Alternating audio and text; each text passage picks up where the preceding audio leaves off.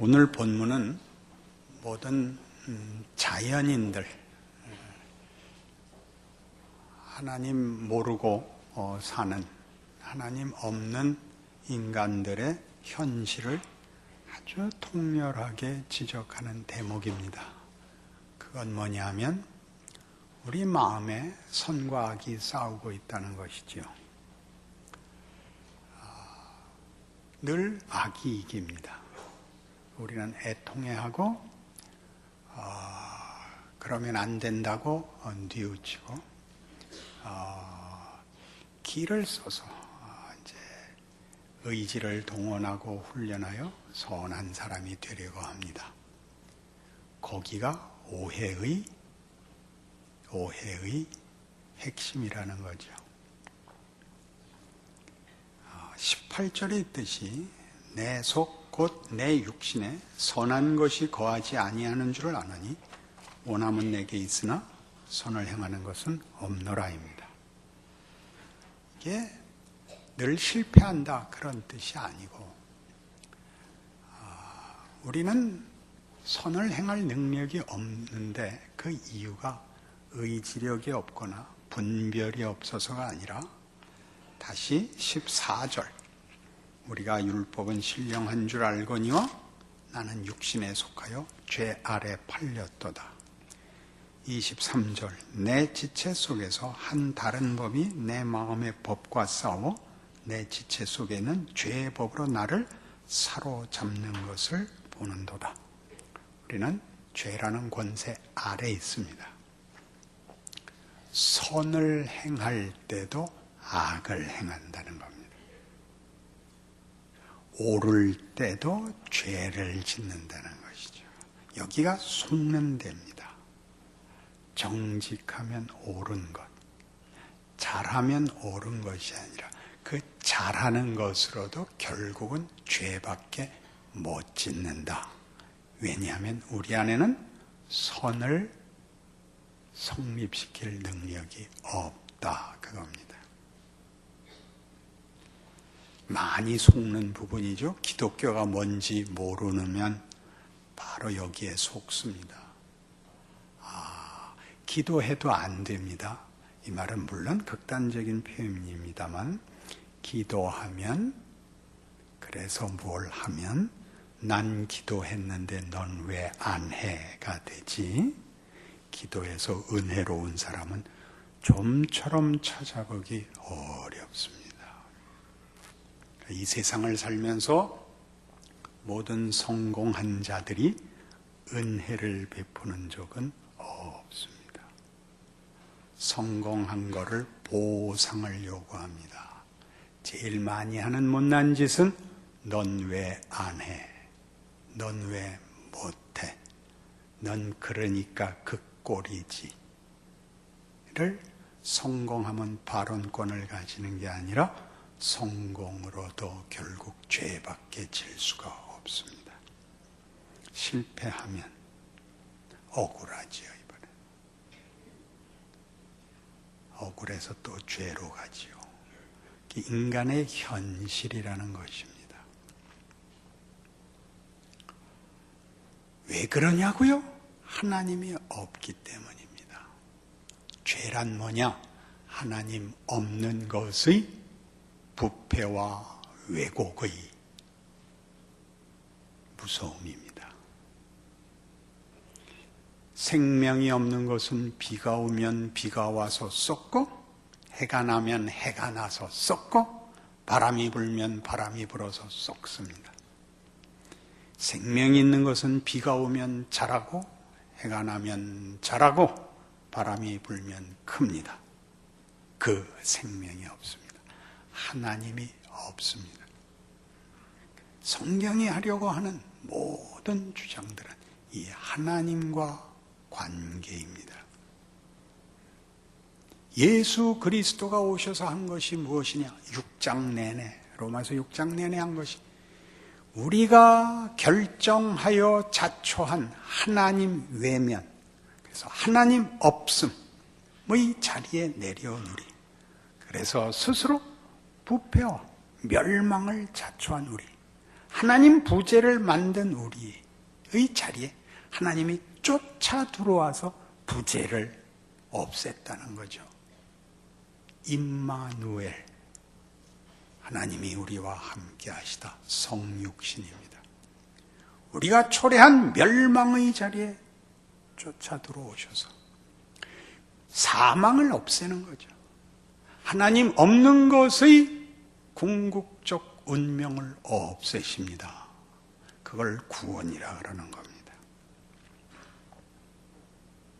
여러분이 가만히 있어도 된다 그런 말은 아니라 그랬죠? 그것은 2000년 전에 역사적으로 이미 이루신 일이지만 각각의 생애 속에서 적용되고 확인되고 구체화되는 것입니다.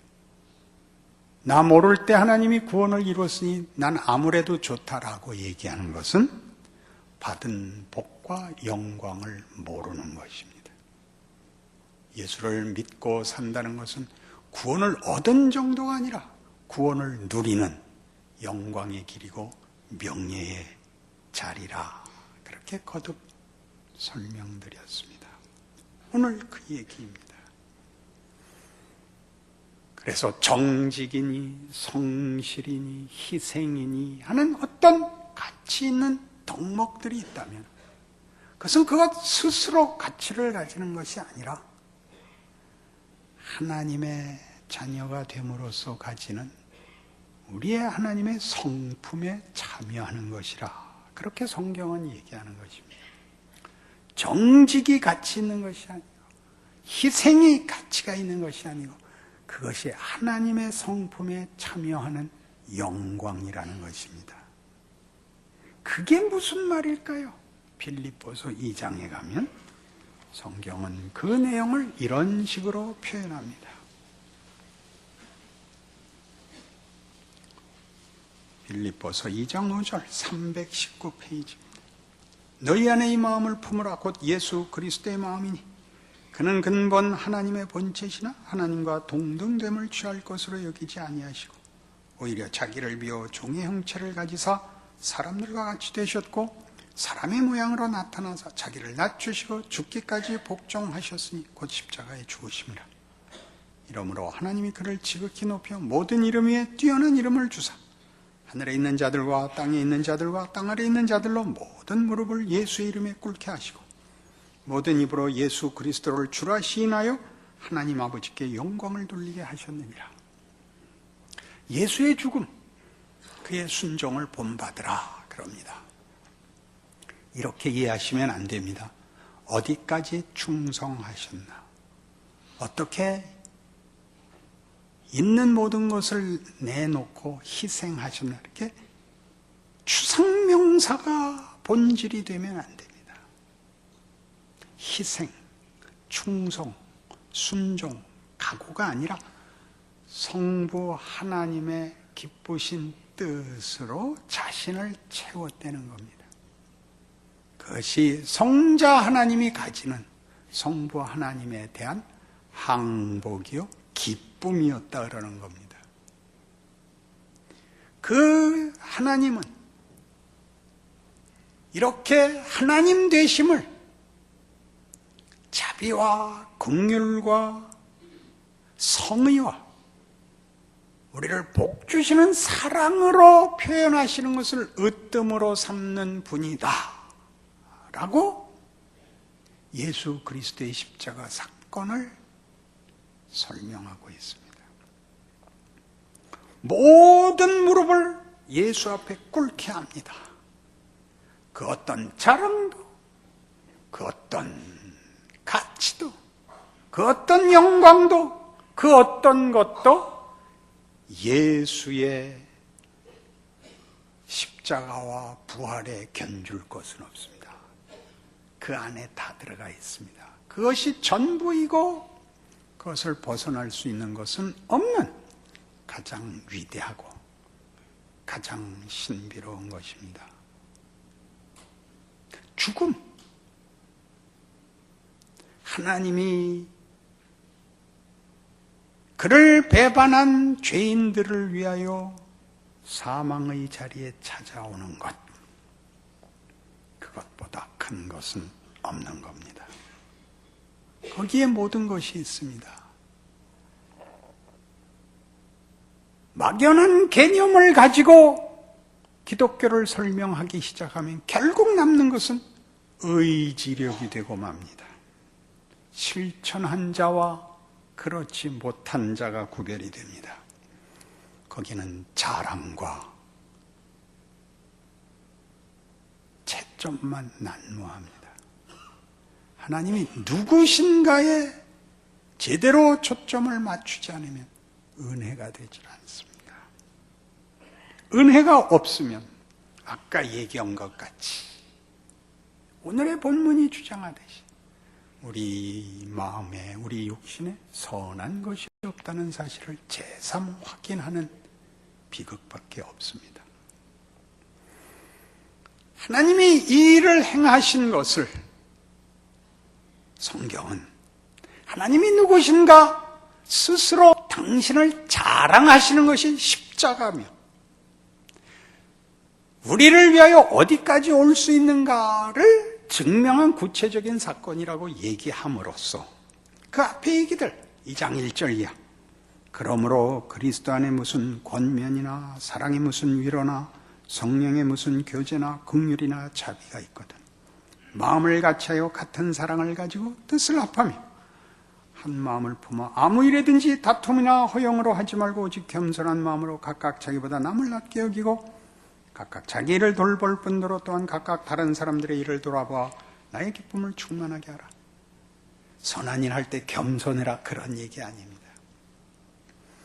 권면이나 교제나 위로가 또는 긍휼이 있을 때 그것이 하나님이 일하시는 우리에겐 없는 하나님이 일하시는 것이다.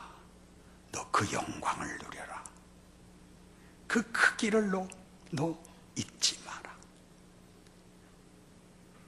그리스도 안에 무슨 권면이 있을 때 좋은 소리이기 때문에 맞는 소리이기 때문에가 아니라 하나님 일하신다.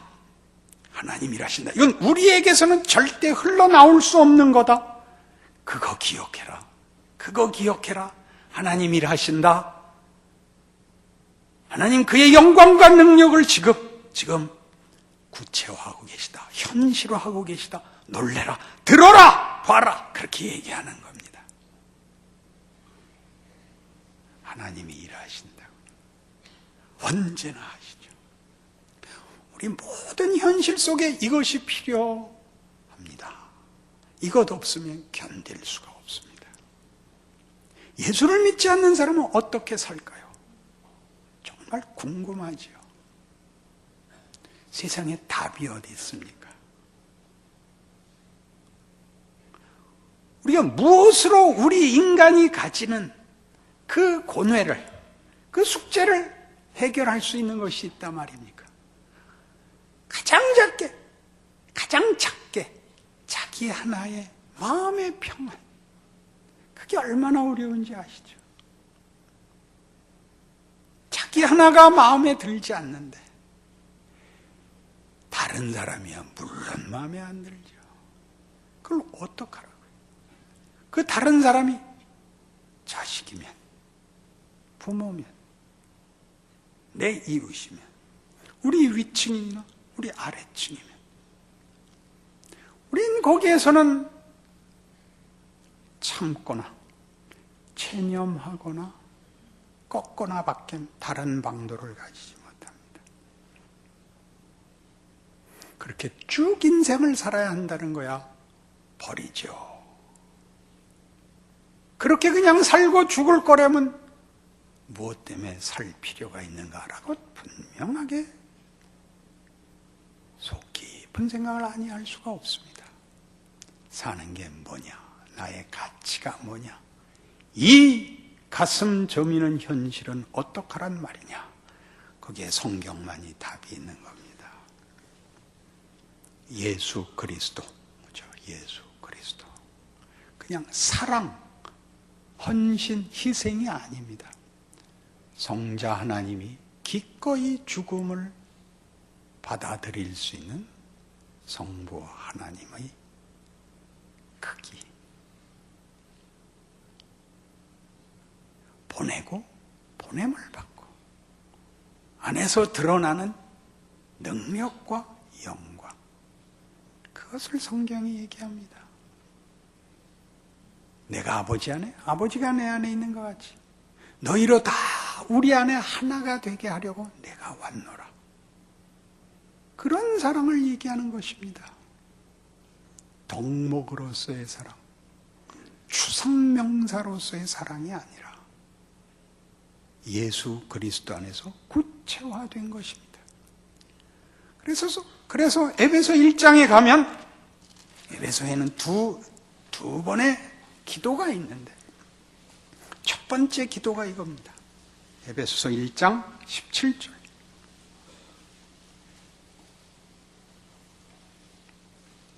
우리 주 예수 그리스도의 하나님 영광의 아버지께서 지혜와 계시의 영을 너희에게 주사 하나님을 알게 하시고 너희 마음의 눈을 밝히사 그의 부르심의 소망이 무엇이며 성도 안에서 그 기업의 영광의 풍성함이 무엇이며 그의 힘의 위력으로 역사하심을 따라 믿는 우리에게 베푸신 능력의 지극히 크심이 어떠한 것을 너희로 알게 하시기를 구하노라. 그의 능력이 그리스도 안에서 역사하사 죽은 자들 가운데서 다시 살리시고 하늘에서 자기의 오른편에 앉히사 모든 통치와 권세와 능력과 주권과 이 세상뿐 아니라 오는 세상에 일컫는 모든 이름 위에 뛰어나게 하시고 또 만물을 그의 발 아래 복종하게 하시고 그를 만물 위에 교회의 머리로 삼으셨느니라. 너희가 누구인지 알기를 원한다. 너희를 지으시고 너희를 위하여 그 아들을 보내신 하나님이 누구신지 알기를 원한다. 무엇을 하셨는지 알기를 원한다. 그게 얼마나 굉장한 것인지 알기를 원한다. 예전엔 이발소에 가면 그림이 하나 걸려 있곤 했습니다. 기억나시나요? 이발소 그림이라고 유명한 대명사가 됐는데 이렇게 실력 없이 흉내낸 풍경화였습니다.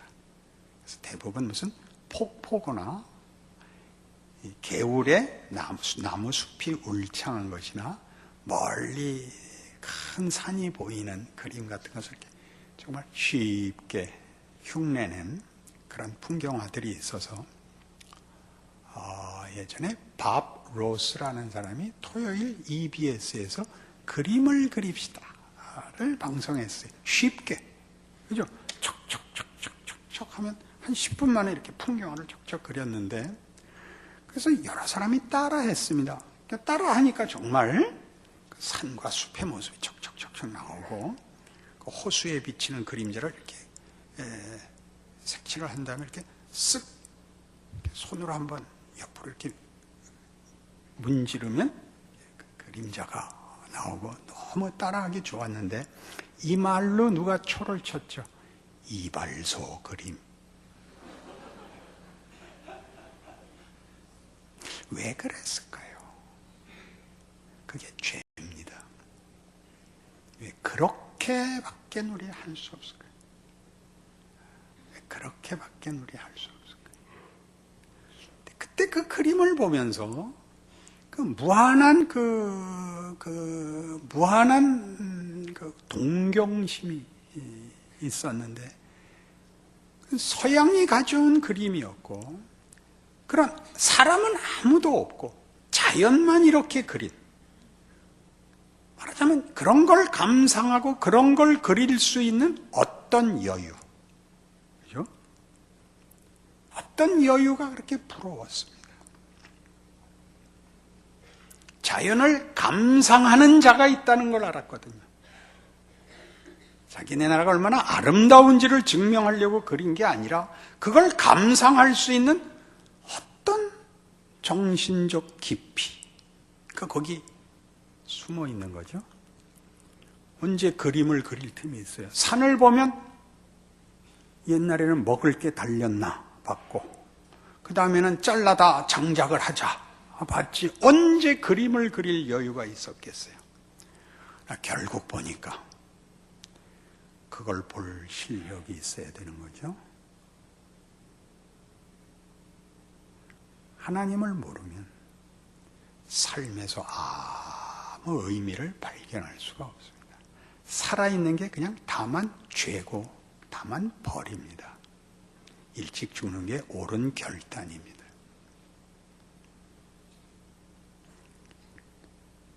이유가 있어야죠. 가치와 무슨 기대가 있어야 될 거 아니에요. 인간이라는 가치와 기대가 성경 이외의 것에서는 나오질 않습니다. 하나님의 위대하심은 우리 자신에게 준 영적 갈증에서 얼마든지 묻어납니다. 세상에 무엇으로도 이 갈증을 채울 방법은 없습니다. 보복을 해서는 보상이 이루어지지 않습니다. 그 최고의 영화가 벤허죠. 몇 살 나를 죽였는데 영화가 끝나지 않아서 고등학생 때는 이상하게 생각했다고요. 그리고 철이 들어서야 그분이 이런 말을 했어. 아버지여, 저들을 사하여 주옵소서. 저들이 자기가 하는 일을 알지 못하나이다. 그 말이 내 가슴에서 칼을 내려놓게 해서 거기까지 가야죠. 몇 살 나를 죽여서는 아무런 보상이 없습니다.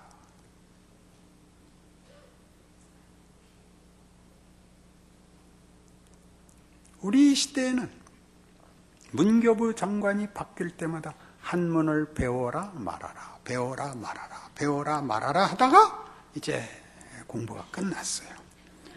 그래서 한문을 잘 몰라요.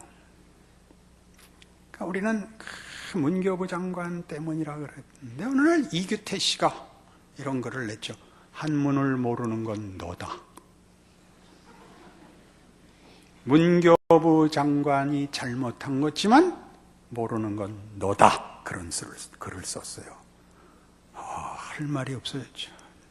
문교부 장관을 욕하려면 한문으로 문교부 장관을 쓸 줄 알아야 된다.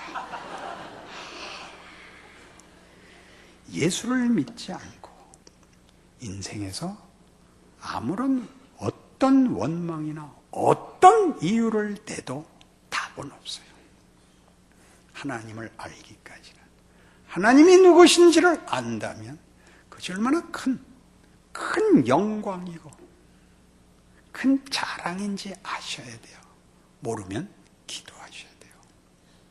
하나님 알게 하셨는데 그 영광을 저를 향한 하나님의 성실하심을, 약속들을 알고 누리게 하여 주옵소서. 그러셔야죠. 에베소서 3장에 가면 두 번째 기도가 나와요. 14절 이하죠. 이러므로 내가 하늘과 땅에 있는 각 족속에게 이름을 주신 아버지 앞에 무릎을 꿇고 비노니 그의 영광의 풍성함을 따라 그의 성령으로 말미암아 너희 속사람을 능력으로 강건하게 하시오며 믿음으로 말미암아 그리스도께서 너희 마음에 계시게 하시옵고 너희가 사랑 가운데서 뿌리가 박히고 터가 굳어져서 능히 모든 성도와 함께 지식에 넘치는 그리스도의 사랑을 알고 그 너비와 길이와 높이와 깊이가 어떠함을 깨달아 하나님의 모든 충만하신 것으로 너희에게 충만하게 하시기를 구하노라. 자, 서두에 우리가 이렇게 얘기했죠. 죄란 하나님 없음이에요. 하나님이 없기 때문에 존재가 부패와 왜곡으로 멸망의 길을 가는 것이 죄입니다. 아무것도 그걸 살릴 방법이 없어요. 그 죄가 하나의 큰 세력이고 운명이었다면 예수 안에서 이제 하나님이 우리의 아버지가 되셨어요. 예수 안에서 우리를 당신의 자녀로 묶으십니다. 이제는 하나님의 손 안에서 우리를 끊을 것이 세상에 없습니다. 그 큰 하나님의 능력과 성실하심이 우리를 그의 자녀로 매일매일 기르십니다. 어떠한 경우에도 그의 영광을 우리에게 함께 나누십니다. 그것 알라는 거죠. 여러분이 가지면 전부가 아니고 이기면 전부가 아니라 가지고 이긴 것에 이 하나님의 영광, 묻어 나오느냐고 여러분 스스로에게 물으셔야 됩니다. 여러분의 억울함 속에 하나님의 영광과 은혜가 묻어 나올 수 있느냐라고 물으셔야 합니다. 그건 따지고 보면 이기고 지는 싸움이 아니라는 것이죠. 형통한 것과 고단한 것의 문제가 아니라는 것이죠. 대부분의 발언권은 역설적으로 나와야 합니다. 승자가 겸손해야 되고 패자가 담담해야 됩니다. 안 그렇습니까? 역설 속에 훨씬 본질적 메시지가 더 크게 묻어나온다는 우리의 경험 속에서, 우리의 인생 속에서 얼마든지 보는 것 아닙니까? 겸손을 패자가 하는 걸 겸손이라고는 안 믿을 겁니다. 승자가 해야죠. 패자가 넋두리를 안 해야죠. 어디서부터만 온다고요? 하나님으로부터만 옵니다. 우리는 그렇게 할 수 없습니다. 우린 그런 실력을 갖고 있지 않습니다. 우리가 겸손을 하나님 없이 부릴 때는 가장된 잘난 척이죠. 잘났을 뿐더러 겸손까지 하는 거죠. 햄버거 위에 친 케첩에 불과합니다. 거기다 들깨 하나 더 박아놨을까요? 여러분 스스로가 알고 있습니다. 진정한 자랑에는 만족이 있어야 됩니다. 진정한 비명 속에는 그렇게 질러 나눌 실력이 있어야 됩니다. 아무것도 없는 비명은 쓸데가 없습니다.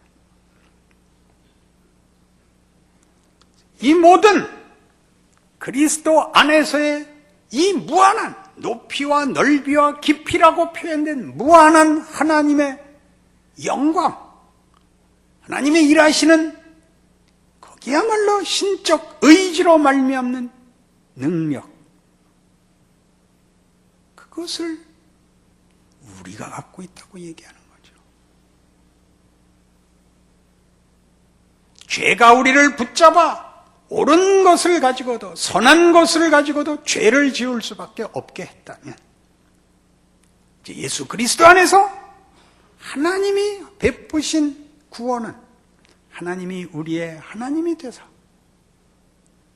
하나님의 하나님 되심으로 죄가 그리했던 것과 비교할 수 없는 큰 능력으로 우리를 붙들어 승리케 하실 거라는 겁니다.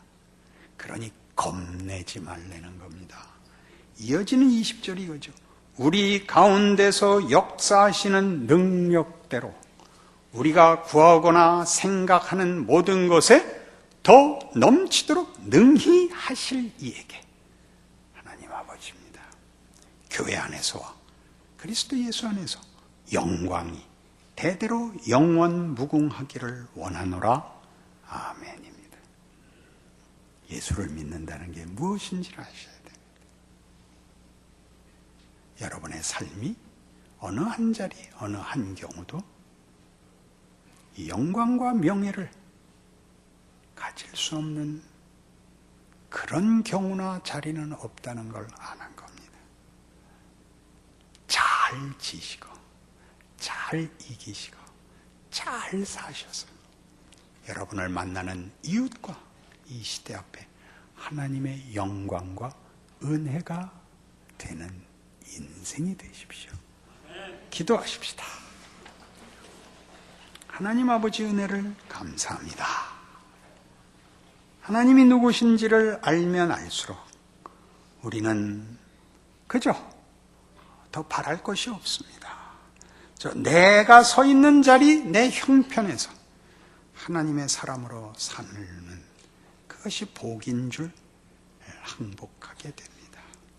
남 부러워할 거 없고 시기할 거 없고 분낼 거 없이 내 인생을 살아야죠. 하나님의 자녀라는 이름을 주셨으니 그대로 살아야죠. 그 명예와 그 자랑과 그 승리를 살게 하옵소서. 예수님 이름으로 기도합니다.